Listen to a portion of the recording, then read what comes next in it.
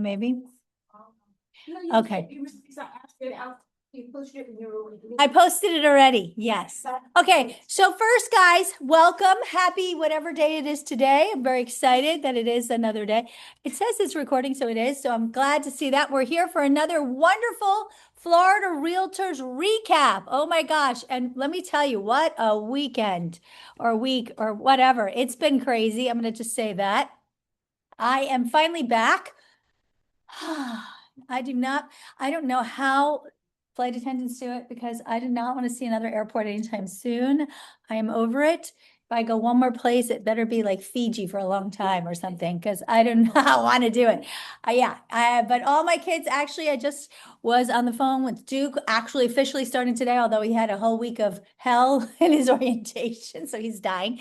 And my other son starts officially at Columbia today. So today's the day. Yes. So all of them are well into it, and I think I'm like free maybe for a little bit, maybe. Okay, so that's all good. So I'm back. Woo! It's official. What does that mean? Just normal crazy. Just normal crazy. So you will see me normally crazy. That's all good. Just to catch you up on a couple things this week, guys, we have Jill's grand finale part 2. It's going to be here Wednesday at 4 o'clock. So if you can come by, we're going to have some delicious food catered by that wonderful inspector, Will. Is that his name? I think Will. He did, Linda, what's his name? He did your Will, right? Is that Will? Yeah, he's great. Yeah, he's bringing food, which is fabulous. And we're going to have bubbly, and we're going to have all sorts of wonderful things to. Jill's trying to abscond. Can you believe this? Without even saying goodbye, she wanted to sneak out. I was like, absolutely not. So if you can come by, that'll be great. And then you can meet Gabrielle if you haven't met her because she's fabulous and we love her already. Wonderful. So that's happening on Wednesday. Next Monday, we'll be doing another training. If you have a request, let me know. I don't know what it's going to be on yet because my brain has not functioned that fast yet. On Thursday, though, we are having a sales, our team meeting first of the month, but we're also hot off the press, meeting our brand new, newest partners, Opus Title is here. Woo! What does that mean, Carrie? I'll tell you. I'll tell you what that means. It means we actually have our very own title partners, and they are attorneys. I've already, of course, yeah, they had to deal with me. They had to have all my questions answered. They're going to be great. I'm really excited. Jamie Ebling is one of the partners I spent a lot of time talking to. And you know why he has my stamp of approval? He knows Judy Green forever, for years and years. And anybody who knows Judy Green and loves Judy Green like I do gets my stamp of approval. So he is wonderful. And he's been an attorney for years. He's one of the main partners. They will be very accessible. I also met with Andrew. I met him a couple weeks, feels like a month ago now. I don't know. I've been, of course, pounding them with questions. And now it's going to be your turn. So come to Lake Nona if you can in person. It's in 2 weeks, not this Thursday, but the following Thursday. They will have attorneys there. Jamie's supposed to be going out of town, but I think he's even changing his plans so he can come meet you in person. Come and pummel them with questions. They will be here to support us for whatever we need. Addendas, questions, anything we need. Now, does it mean you have to use anybody? Guys, does it? No. You're independent contractors. You use anybody you want. But the point is, we're trying to give you resources so you have all the best. And that is the point. Like, is Mike the best? Come on, Mike's the best. We love Mike. We want you to have the best of the best. And that is, for our customers, the most important thing, right? So this is why we've done this. So these are all the same, and if they're doing an amazing job, the revenue goes back into the brokerage, which benefits us on our marketing and everything else, right? Correct. But more importantly, it gives us the deeper insight to be able to solve problems beforehand and make sure that things don't go off the tracks. That is the most important thing, especially guys, when we deal in the upper end. How many times do we have crazy situations? Walter? Many, right? Okay. So we want to make sure that we can really have the best guidance that we can. So that's why we have wonderful, already terrific title partners. We're not going to say we don't. We have great people. I have had people I've worked with and trust and love for years, and we'll probably continue to work with some of them, of course. But we want to have our own wonderful in-house people, and that's what we've done. So That's that. That's next Thursday. So please try to come to Lake Nona and meet them in person. They're coming here to meet you. So that's that. Now on to, our wonderful recap from Florida Realtors. Woohoo! I'm going to share my screen. Feel like my internet is, of course, already having problems. You guys feel like that? Can everybody online see what's happening? Yep, we sure can. Yes. Thank you, Jules. Okay. All right, and we're gonna slideshow play from start.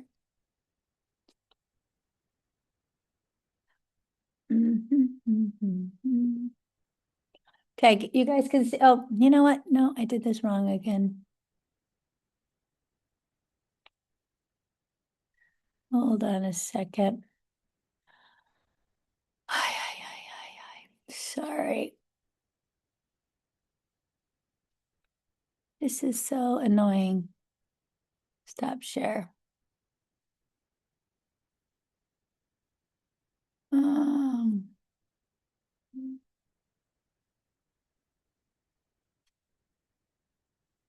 This thing, I want to do this. Play from start. I don't want it to look like that. No.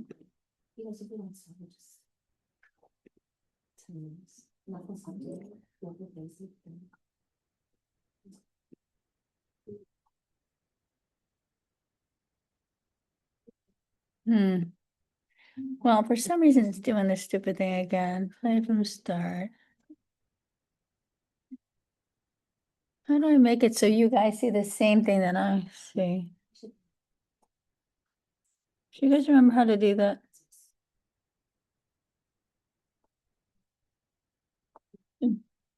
I don't want you guys to see it like that.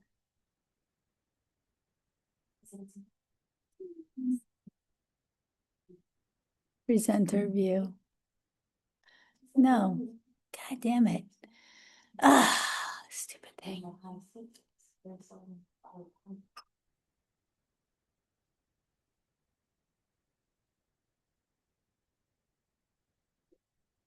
You guys know how to make it so you don't see that one on the screen? It's very annoying. We don't see what? The stupid view that you're seeing because you want to see the whole screen. See how you're seeing this view? I don't want you to have to see that view. Presentation view? Except then the people online are seeing the wrong view. Or click on it. Jill doesn't know how to do it. You're funny. Get Jill. No, you're funny. She's so funny. Get Jill. Crack me up. Swaps displays. Let me see. All right, lose slideshow. Let's do this. Okay, now both see. Okay, now I got it. All right, ready, guys? I figured it out. Does everybody online see the 2025 screen? Yes. Okay, great. Here we go. Except I don't want to see subtitles, but that's fine. Here we go. So here we're talking about the wonderful 2026 Florida Realtor Convention. Did anybody else go other than Maria, Linda, and myself? And Adam?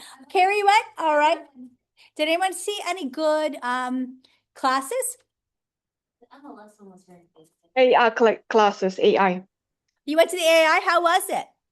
Yeah, very good. It was perspective about prompting and the automation, and the person was recommending himself as a mentor. That seems so typical. Who was it, by the way? Oh, I forgot. I completely let me find out So my not that flyers that I picked memorable. up.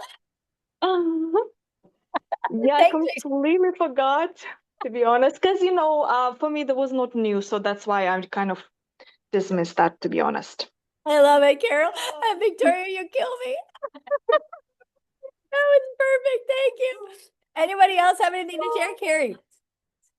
Your MLS contacts into like a $10 million pipeline. all I could think of was it's everything that our brokers have. Follow up with emails, do the market neighborhood track.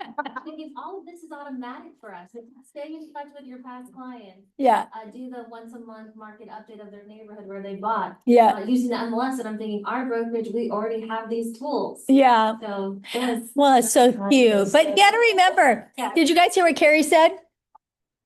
Carrie said she went to the MLS ones and they said everything that our brokerage already does automatically.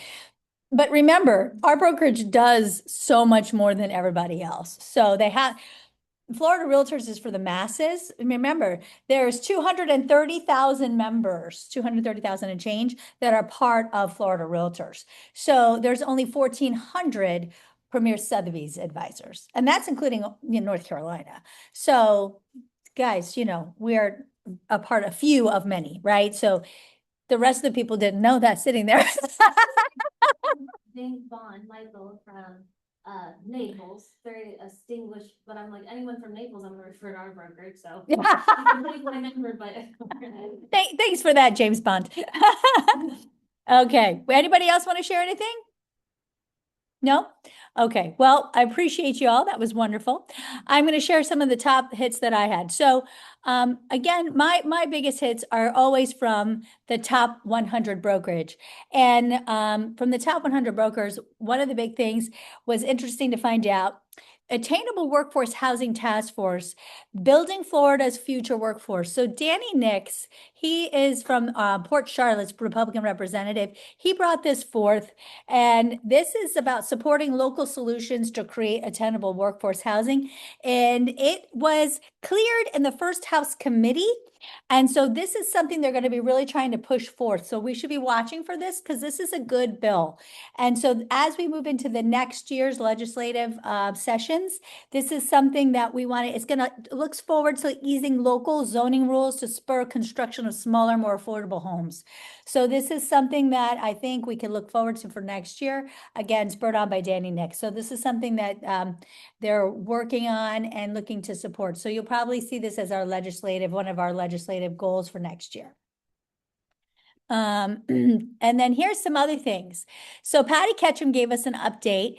This is how many active licensees we currently have. So almost 240,000 of them. Now, active licensees, out of that, broker associates are only not even 25,000. Yeah.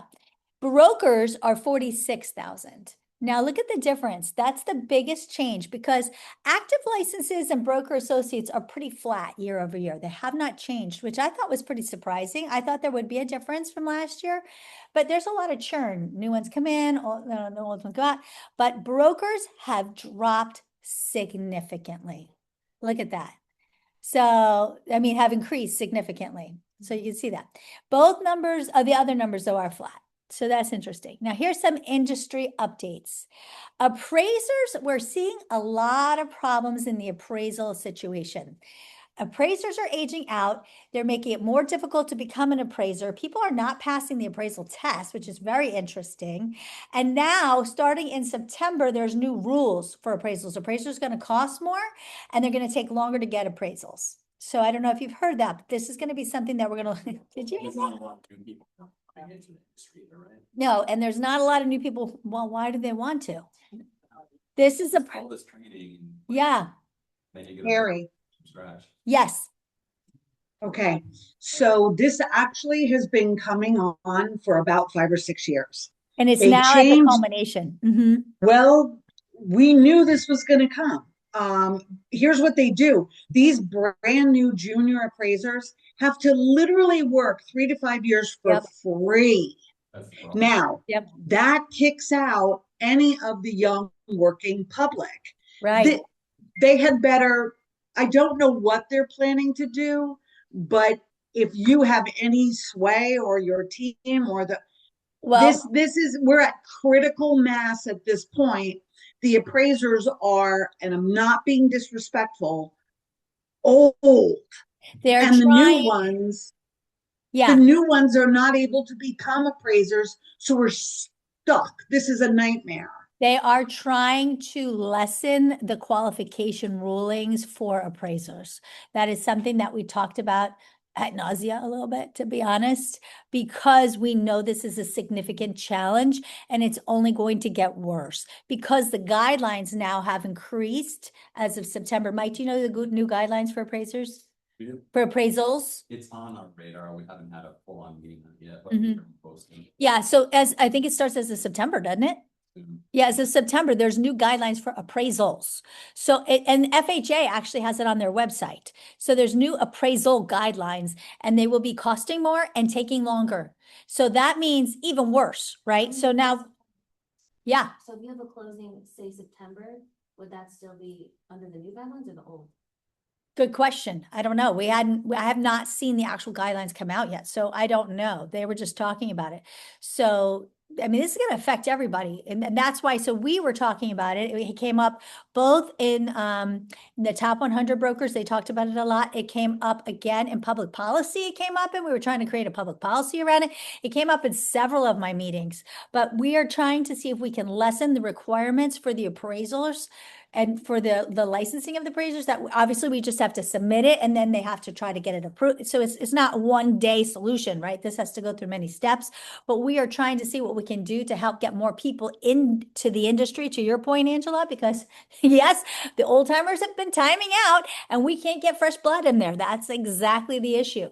So that is exactly what we're trying to do. So And it's not, they're gonna make it super easy to get in, No. It's gonna reduce quality. It's the number of hours at your, as an appraiser, Exactly. as an apprentice. it's that making it exactly. competitive. Mhm.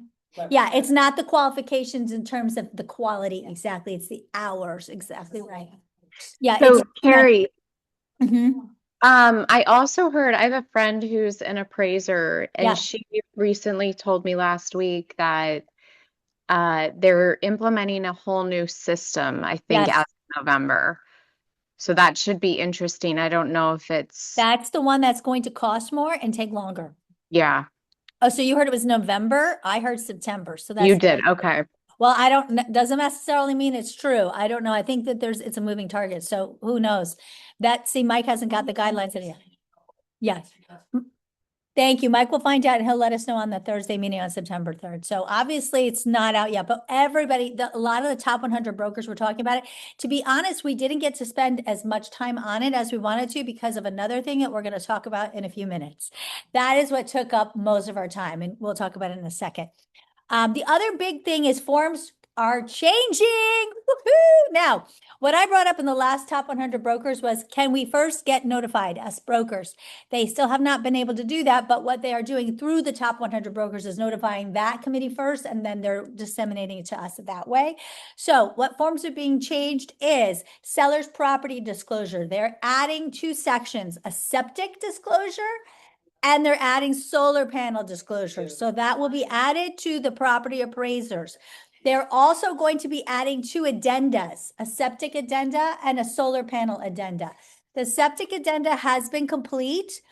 Solar panel got kicked back. So they're still reworking the language on the solar panel addenda. But those 2, and you know how happy I am about the solar panel. I'm so excited about that. Woohoo! I feel personally responsible. That has been my mantra. So these are finally happening. So exciting. But the solar panel had to get re-kicked back to the form committee because again, the language had to be reworked. So that one was not quite complete to go out, but it is being already added to the disclosure. The disclosure is complete. In the next few weeks, we should be looking forward to that coming out as a new disclosure. So I'll keep you updated on that. But the addenda for the solar panel had to be reworked. But so that should be soon following, but they had to tweak the language a bit. They They're couldn't gonna quite make come. septic required in the solar. Yes, the other thing, there is the bitmap, is that what it's called? Bitmap. They're going to be having links to that, the BMAP, so you'll know. Now, we don't have quite, it depends where you are, right? I mean, oh, I don't know what happened there, but so there's going to be some links so that when you take a listing, you'll be able to, while you're looking up the valuation of the property and you're looking up who, the title of the property, you should be able to also check the B map to make sure, where is this property located? Is it in the B map? Does it require the new septic? That is going to be in right now, 2030 is when the new septic system is going to be in as a requirement. So that is going to be part of what they're trying to add. So you'll be able to check that out prior to your listing appointment.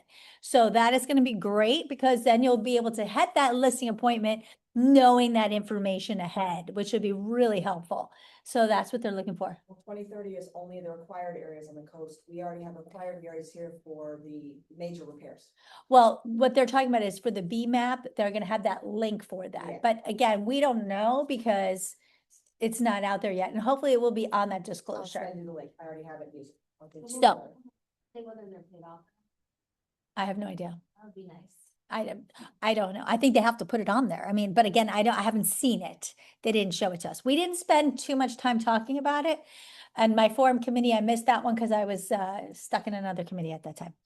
So they're also going to have, they've changed the receipt of condo docs because they wanted it to also, they had recently changed the condo docs to include those two new things that you could add on there because there was some new language, if you remember, that they had just updated on the condo docs where you could add new forms. So they've changed the receipt to include if you had added anything, and there was another line that had been changed. So it just matches the new forms better. So if you're using the receipt of condo docs form, it is going to be updated or has been, we'll see if it's been released to match the new condo docs. Okay, because it did a match before, if you had noticed that. And then the modification of compensation documents. Good Lord, finally, let's see what it looks like, but they're modifying them once again. We'll be excited to see what those finalized and look like, but that is being done as well. So these are good things. Again, we're always looking to modify these things, make them cleaner, make them simpler, but what they're not solving, of course, is making it easier because people get in the way, and that's the problem. You can't solve the people problem, right? Forms, they're just forms. You have to get the understanding from the people of how to use the forms, and that's where the issue comes from. So, but once I've seen the forms, guys, I can help you walk you through those. Harry, Yes. in regards to the compensation agreement, why are they leaving the FF and the GG on it and not just replacing it with the other one? I can't tell you because I wasn't in the forum committee, so I don't know. I was, I think that was when I had the top 100 brokers. I think they were at the same time, so I had to pick one. So I can't answer that, Care, but I'll see what the modification is. Maybe they've rolled it in. I don't know. I can only hope. But Yeah. I unfortunately, I couldn't be at both. I would have loved to go onto the forum committee, but it conflicted with, I Yeah. think, top 100. Okay, thanks. Sure. Okay, now let's look at this. Court mandated the revised ballot. So this is what took up so much of our time in the public policy meeting. Everybody wanted to talk about Article 3. And even when we were in the top 100 brokers, everyone talked about Article 3. Does everybody know what Article 3 is? That is the property tax amendment, right? Governor DeSantis talked 2 years ago, and he came to actually us, if you all remember, and he said, I have a commitment. Well, he said he wanted to do away with property taxes, which I really like that idea. Bless you.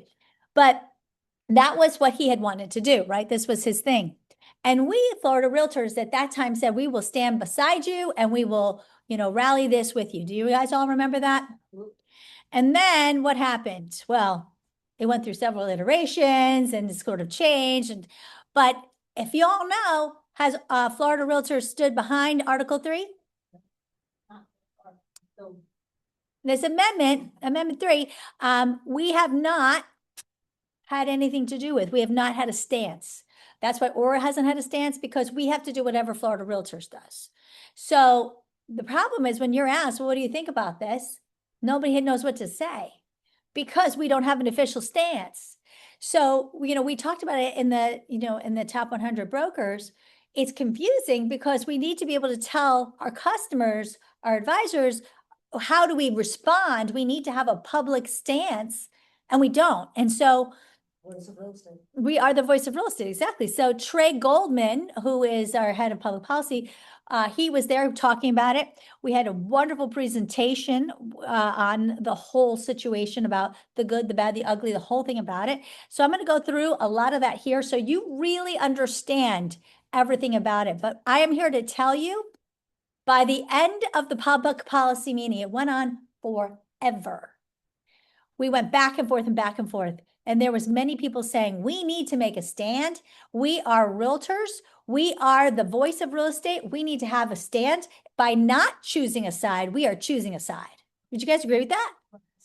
And would you not, who do we represent? Do we represent the county, the cities, the renters, or do we represent the property owners? The owners. Right. So do you think the property owners want a relief in their taxes or not? Do you think there's ever such thing as a perfect bill? No. No. So do we get behind it or we don't? Right? So it was motioned that we get behind Amendment 3 and we support it. And then the war began. Which is why the meeting went on forever. So I'm going to share this with you. Well, finally, at the end of that meeting, we put forth a motion that our Florida Realtors supports Amendment 3. And then it went to yesterday's vote for the Board of Directors, which again was a long bloodbath of people standing by the stupid microphones with their stupid voice of wanting to hear themselves talk. So painful. Till finally someone called the question. We're like, thank God. And then we all got to vote. But at the end of it, the great news is, and whether you like it or you don't, we need to take a stand. And Florida Realtors has voted. We are affirmatively supporting the Amendment 3, the property tax relief. So that is the great news. So here it is. You guys need to understand so you can explain it to your customers what it is. You need to know all sides of it, the good, the bad, the ugly, because there are holes in it. There are. We know that. We know that it will get kicked back. We know that it'll be challenged in court. We know that there's things that are probably not great about it. But we also know that it's the first thing in however many years since 1930 or whatever, when the first one came about. Yeah, about 100 years, right? That there has been a property tax relief for the state, for the Floridians. And at that time, yeah, when Homestead was initiated, homes cost what, 35,000. Yeah, 5,000 off 35,000. So when you think about that percentage today, it doesn't make sense. It does not compute, right? So we have to do something to help the Floridians who are currently here trying to stay in their homes. Yeah. When I think about this, I don't know if you guys here, there was this little old man, he was so cute. He spoke in favor of this, it was like probably about a year ago. He said he lives from Naples and they were practically eating cat food to stay in their home. Yeah, because the values of the homes around them have increased so dramatically. His taxes, even though he had homestead exemption, had increased so much. He could not afford, he had no mortgage, but he could not afford the taxes on his home. They were eating cat food to stay in their home. I mean, that's ridiculous, guys, right? And if he's sold, where the hell is he going to go? He can't stay in Florida. He couldn't afford to buy anything. He didn't have anyone to move Yeah. with, kids, whatever. Yeah, he had no one else. So this is terrible. This is really to save our home. If you think about it, that's really what it is. So this is for people who have called Florida home for generations. They raised their family here. And why should they lose their home because someone wants to come and rent here? I'm sorry. That's not who this is for, right? And this is not for somebody who hasn't moved here yet. This is not what this is about. This is for Floridians who have lived here forever. This is for people who have chosen to call Florida home. And it's not about people who haven't come here yet. I'm sorry. Those people can wait their 4 years. That's what it is. So we're going to talk about all that. But what happened was this, when it first came out, the court said it was like steering people by the way that they had named it. So they had caused it to be revised in the courtroom. So if people ask you about this, you need to understand this is what it's now called: increased homestead exemption, lower cap on increases, non-homestead property assessments. That is now the title of what we are supporting. So Not warm and fuzzy. it's not, okay? So this is the actual thing, all right? This is actually, let me move that off if you want to take a picture of it. It's a higher homestead exemption. We're going to go through it many times over. But in 2027, if this passes, what will happen is the homestead exemption will raise to 150. In 2028, it'll raise to 250. After that, it says it changes based on inflation, but it really changes based upon the area where the property is located. So if you're in Orange County, if you're in an unincorporated Orange County, if you're a neighbor, wherever you are, that local jurisdiction has the right to change it based upon what they choose. And that's why they could do away with it or they cannot. They could keep it at 250. They can choose locally. So this is going to be an ongoing conversation after 2028. So we are all going to have to be part of that conversation at the table, right? So this is not just like a flat, okay, homestead taxes will go away after that. It's going to affect each area locally. And so all those people are like, well, if I'm in an area where we don't have the money because it's, which we're going to look at, it's not like that. It's not a flat across the board. We're just taking away for everybody. That's not what this is. So that's what people are saying. There's a lot of scare tactics out there. Okay. Harry, I have a question. Yep. So you were saying that, so is 250 like the cap, or can the actual like town or county or whatever you're in decide to completely take that away? Or is that going to be like a cap and then the city and county can decide whatever they do from going forward on that? In what for next year, it's 150. Everybody. No, I mean like when we get to the 250 cap, and you said after that they can After decide that, whatever they. it's whatever each city or area, if they want to go above that. They can't take it Okay, away but they from can't that. take it away. No, they can't Okay, take it thank away you. because they're changing the Florida Constitution to make this happen. That's Understood. why we need a vote of 60% because we have to change Florida Constitution to do this. Okay, that's Thank you. what's super important. And it's an exemption. It's not that they're capping the property tax.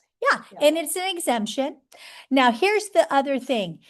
This is what probably will get contested in law. Now this is what's being changed, okay? This is where they've changed the language of this.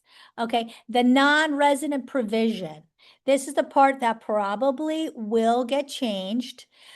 Because it says persons who are not Florida residents on December 31st will receive existing homestead exemption upon qualifying for homestead exemption, with the increased homestead exemption beginning the 6th year of the exemption. Basically, what they're saying is you have to wait 4 years. It's a 4-year waiting period. So that doesn't mean that you don't get homestead. It means you get the previous homestead that we always had. So if you move here January 1 of 2027, you will get the homestead that we've all had for all these years, for 4 years, and then you qualify. If you were born January 5th, 2027, you will have to, when you own property, wait 4 years if this hasn't changed by the time you own property. Now that's probably something that will, and this is one thing that Charlie was saying, the expert who spoke on this, will probably be challenged in court.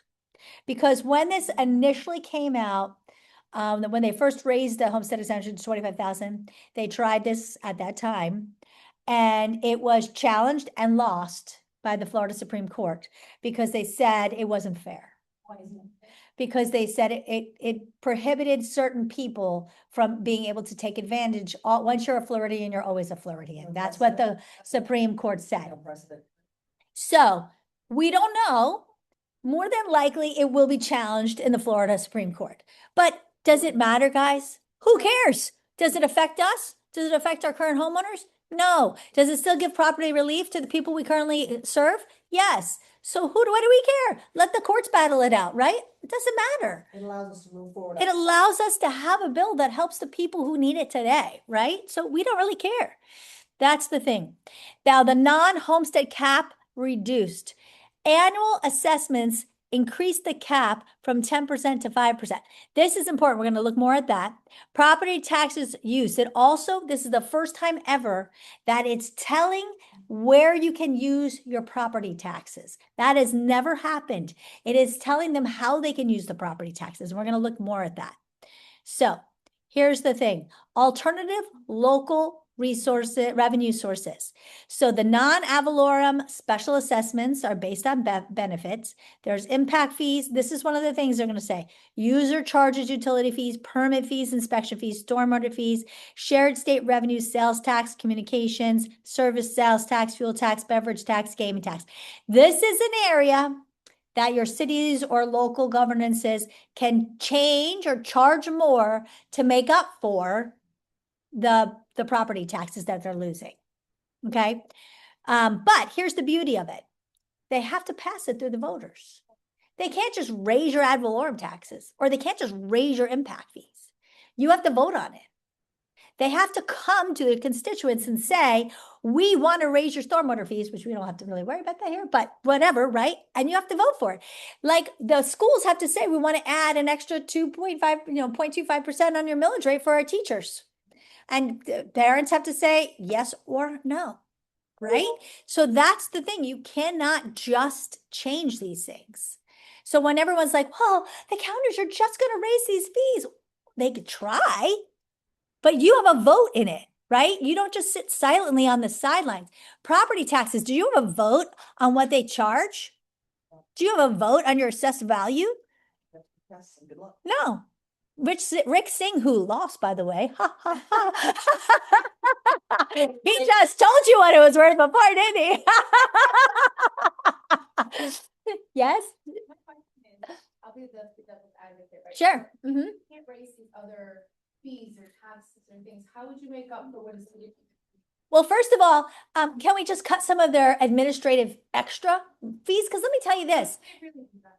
Well, they're going to have to do something, because let me tell you what, their cost, the government bloat over the last 2 years has increased. What was it that they said? Like 80% or something? 80%. Values were up 46%. And values went up 46%. Where did that money go, Janelli? Do you see much better roadways? I mean, we don't have them here. Guess what? They're going to have to, because it has to be transparent. It has to be. And if not, what do? You vote them out, Right. right? It forces You vote them out. So this is why it was very funny at the table for public policy. We all voted that, people voted on it, right? You know, the 3 people who voted against it, they were all commissioners. elected officials. Same ones that spoke. Interesting. They were all commissioners. Just saying, interesting. That's actually very. Yeah. And every one of these items you have to vote on them, it kind of goes back to the whole, taxation without representation thing we did 20 years ago. And I'm going to say another interesting thing. I was at the mayoral debate, which, by the way, Tiffany Moore Russell won the seat for the moving on. So it's going to be her. Yeah, it's interesting. Stephanie did not win.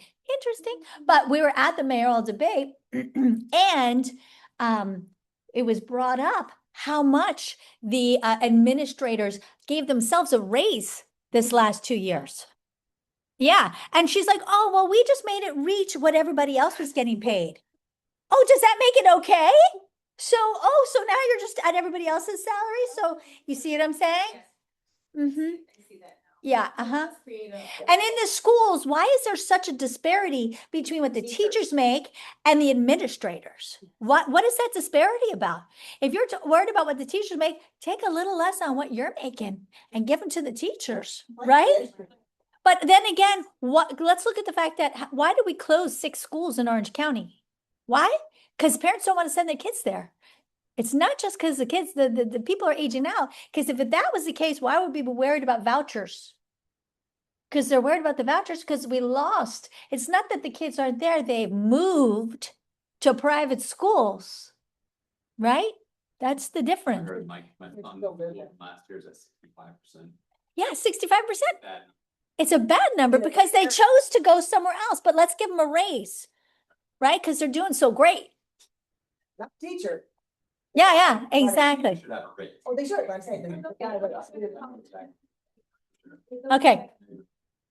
So you see what I'm saying here, guys? This is why you get involved in these things. This is why I'm always like, get involved in government affairs, get involved in public policy, because this is the stuff that affects real estate. Because who's gonna ask us, the buyer or the seller? The buyer and the seller need to know about this stuff. This is why they buy in an area. Listen, all the other stuff is nice, but this is the stuff that matters. Does that make sense? This is what Go to matters. dinner party, go to Super Bowl party, go wherever, Mhm. they're gonna ask you if you're. Okay. about it. So again, this is the sheet. If you want, I'll send this one out. This is what you need to know. If Amendment 3 passes, this is what's going to happen. So. Oh, here, let me move that. Here, let me make this little, or let me take that away. And I'll put it up here. Okay, oops, nope, no. Oh, okay, go ahead. Okay, but I could also email it to you guys. Yeah, but here, so this is how it works, okay? So again, January 1, homestead exemption would begin, it'd go up to 150. Then January 1, 2028, homestead would go up to 250. And after that, it would be possibly increased on the consumer price index based upon what each legislature in their counties and municipalities would like to do. It is totally up to them. The estimated impact is 8 billion in 2028 and goes to 9.6 annually. That's the difference. Yep. Okay. Now, here's the difference. These are the millage rates that are affected. So this is, you got to understand. Okay. So millage rates, you guys understand, they're set by local taxing jurisdictions, including counties, cities, water management districts, and special districts, right? So when millage rates are adopted, okay, they're set before taxing authorities before August 5th. Then the final rates are set in September. And then the school districts follow where their final millage rate is adopted in July. So that's how that works, right? They're limited by the Constitution. So this is where it gets interesting, and this is what's going to be changed. And this is what's going to be capped. So the millage rate types are here: counties, municipalities, independent special districts, and water management districts. Right now, 10 mil excludes voted levies, and then you can say right here, the water management, these are what they have right here. Can you see what I've got down there? So understanding the millage rate is going to help you understand how this could affect the local taxation and how they can affect where they can raise the money, all right? Let's take it from the next. So if this is passed, if they approve it, where can they get money from? So this is how they could use it. They could use it for public safety. They could use it for education, infrastructure, natural resources, bond obligations, right?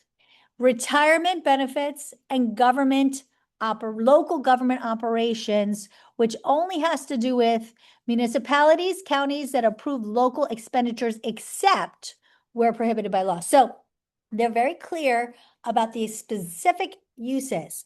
So this is the first time they're telling them what they can and cannot use the money for. So if they want to say, okay, we want to go buy all new cars for whatever, they can't do that, which is, yeah, hello.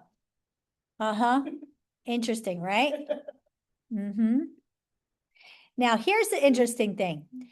Homestead differentials across the state. So right now, you see here, statewide, 4.65 million homesteads have Save Our Homes and portability in 2025. And the average reduction from the just values range from 16,723 to 579 in Monroe. So look at this. So you can see by the percentage colors, let me show you this. Let me make this little. Okay. So if it passes and it continues to affect property costs, Florida, the location will play a major role in the benefit. So look at the difference. The biggest areas affected by, obviously, the homestead will be Palm Beach, Broward, Miami-Dade, and Monroe counties down here. Also, Pinellas is going to be affected hugely. The next bigger areas, I mean, you can see right here where we are, which is Orange County, we're affected the next largest. Orange and Seminole, right? Lake is 29 to 34%, and Marion. Surprised me a lot too, though, to be honest. Mm-hmm. So you can see here, the ones that are the least affected, obviously, are the light. So this is a very interesting, and that's based on the fact of how those homes have really increased in value and not kept up with the homestead exemption. Not surprising, though. It makes sense. Now, remember, portability, if you've had a home, you can bring that portability rate with you. And let's say I think it's 3 years. If you have not enacted it, but you've kept it, you can keep it alive for 3 years, I think. So if you went somewhere and you came back, I think it's 3 years to stay says alive, isn't it? I think it's 3 years. You have to double check that. But you want to do it? Like, let's say somebody moved out of the state, but if they have them come back and make this their homestead state before the end of the year, obviously. Abandoned the form and all that. Yeah. I would make sure you do that with this new 4-year thing that's getting enacted before the end of the year. If you have a property here, because sometimes, you may have like, 2 properties, maybe you have a house in, I don't know, New York, New Jersey, wherever, and then a house here, but you used to have this as your homestead property, but then you made that your homestead property. I would switch this back as your homestead property. You follow what I'm saying? Yeah. Right, it's 3 years, but It's it's 3. January 1st of the year that you sell your house, not the date. But no, not if you didn't sell, but like you just changed your homestead. No, I'm saying the portability. Oh, the portability. Yeah. Okay. So 3 years. So that's 3 years. Yeah. So there's one house to be made. Yeah. Well, this is why I want you guys to understand this. So 3 years for portability and homestead, but you have to, when is the filing by? Is it, well, March 31st is typical though, the regular filing. We have to, I don't know, March 1st. And any of this changed. I don't know, but we have to be on top of this stuff because they're going to be looking forward to us to see this information. Expert to check on that. How would we go about this as this moves along? Title, real estate attorney, what do you think? Who's gonna really be able to speak to this? Yes, we can't put ourselves in a liability to say. No, we don't want to do it, We but wanna refer, but mention, who is the one who would know this the most? check with your 2 attorney buddies. I will check. I'll ask them. 'Cause, yeah. Yeah, I'll ask them. It's a great idea. Okay, here is really interesting. So this is the government operating right now. So we can see right here what millage we're at. This is the millage rate for all governments. And I can tell you right now, where is orange? You guys see? It's crazy. Orange, look, we're low already. We're 4.4 in orange, so that's pretty good. Mm-hmm. It's lower than Osceola. Mm-hmm. Look at Bradford's already at 10.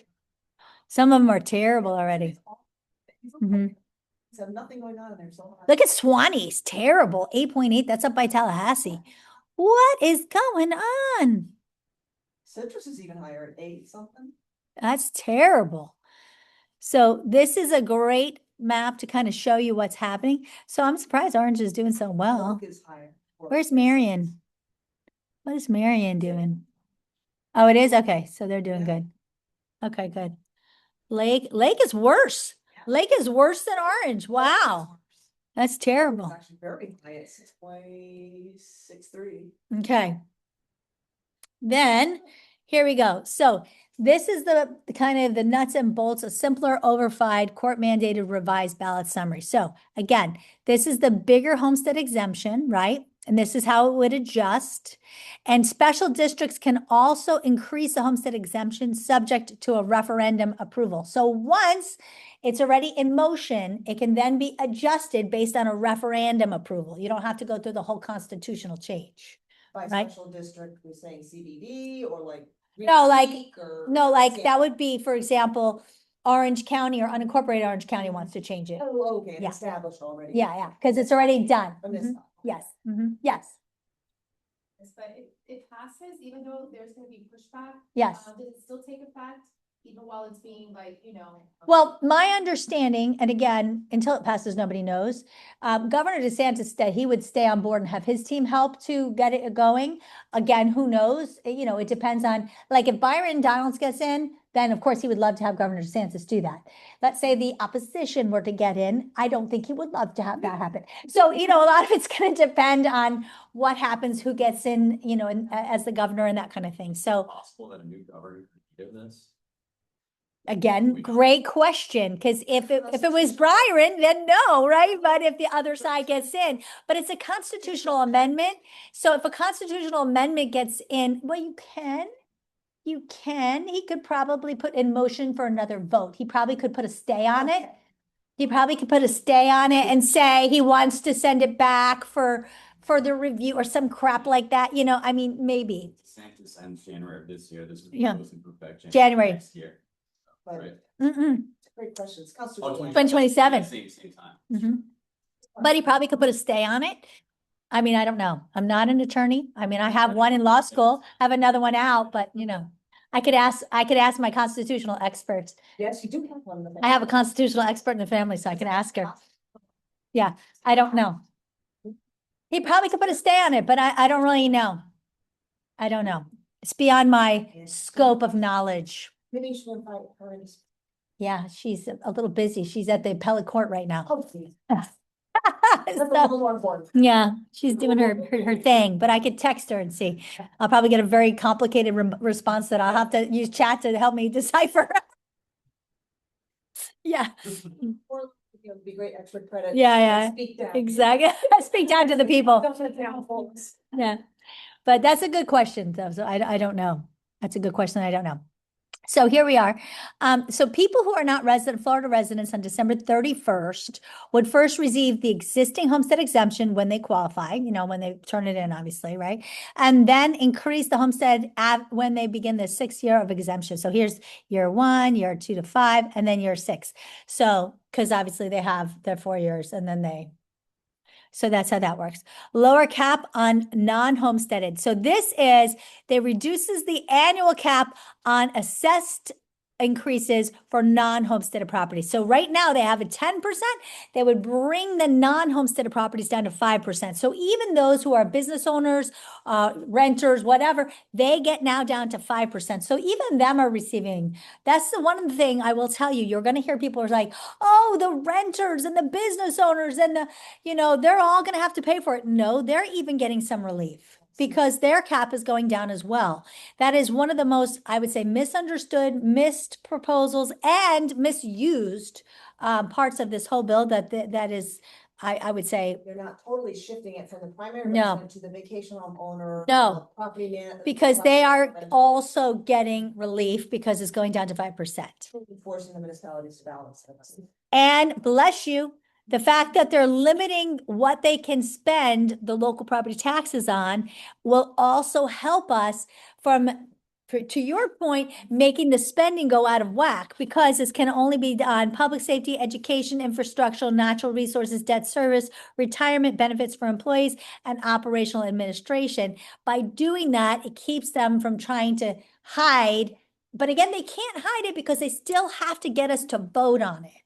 But at least, when you think about where can they put it, to try to make up, yeah, exactly where the money's gonna go, it can only be in these areas. And this is key. Oh, sorry to interrupt. Operations and administration is very broad. But they still have to put it on, It has to be visible. it has to be transparent as to where the money's being used. Explains, people say, oh, who cares? It's an investment property, they're building out, whatever. This is key because it would slow our economy down if we shifted all the Yeah. burden over to the person who owns the investment properties. Exactly. Et cetera. We don't want to stop people from coming here No. and buying investment properties, et cetera. So by reducing their cap to 5%, it keeps people wanting to, and that was one of the things that people kept bringing up yesterday. Oh, those investors aren't going to want to buy. They're missing the point. It's going to reduce the cap to 5%. Exactly. That's exactly right. So that's a really key point there. Yes. Mhm. Yeah, well, That's a good urgency right there. Huh? Yes. Buy before December 31st. now, Mhm. do we know yet though, if say they already own it, it's not going to reduce their tax bill, or is it only on future investment property? Capping at 5, or would it actually drop their number potentially? Do we know yet? I don't think they've really, Yeah, we're not there yet. I don't think that's really been said. I think that, Stay away from specifics. yeah, I mean, Okay. because again, there's several things in play here. Number one, I think that a lot of this has been very broad strokes. It's been laid out in big bold letters, but there's nothing, I don't think, very micro into it. Yeah. And I think that's what a lot of the people were trying to say yesterday. Well, where's all the details? But the point is, but the point is that it will be challenged, I'm sure, in a number of ways, but let's get something out there. And number two, people are voting on it regardless. It's already out there. So people will be voting on this. We need to be able to help explain this to the public. And by us not saying anything, what does that say to the public? Don't vote on it. right? So that is us saying to the public something. So, where's the confidence in us as the Realtor community if we don't even have Yeah, an opinion? exactly. We're not smart enough to have an opinion. Yeah, I know. We need more. And they kept saying we need more information. What information do you need? We've had 2 years to go. Yeah. What more? I know. Need more information. I know. What more information do you need? We have millage rates. We have exactly how it's being used. We have what they can use it on, what they can't use it on. We know it's going to be challenged in court because the last one was and they won. So we know those things. So what more do you need?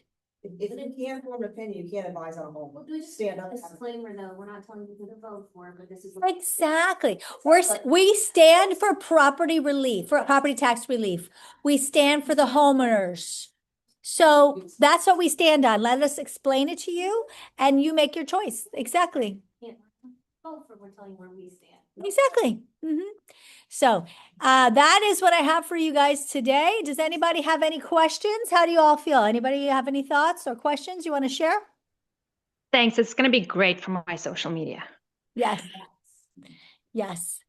Yeah, it was very funny. So I was in that the public policy meeting that went on forever, and we finally put forth that motion. And so I actually filmed my little Instagram and I posted it, and then I was like, oh my God, we have to get it approved for the directors meeting. So I had to take it down really quickly. I don't know if you guys all noticed that I was wearing a different outfit actually. I think you had not filmed that, you walked out of the meeting and something again. And then I posted it right after the meeting. I was like, I'm finally posting it. Yeah, I know. It was very funny. I was like, geez, good Lord. I forgot that we had to get through that meeting. Anybody else? Any thoughts, any questions, anything anyone wants to share online? Anybody? Okay, well, you guys online, I'm going to say thanks for joining and I will see you guys soon. Thanks for joining in. Awesome. Bye. Thank you, Carrie. You're welcome.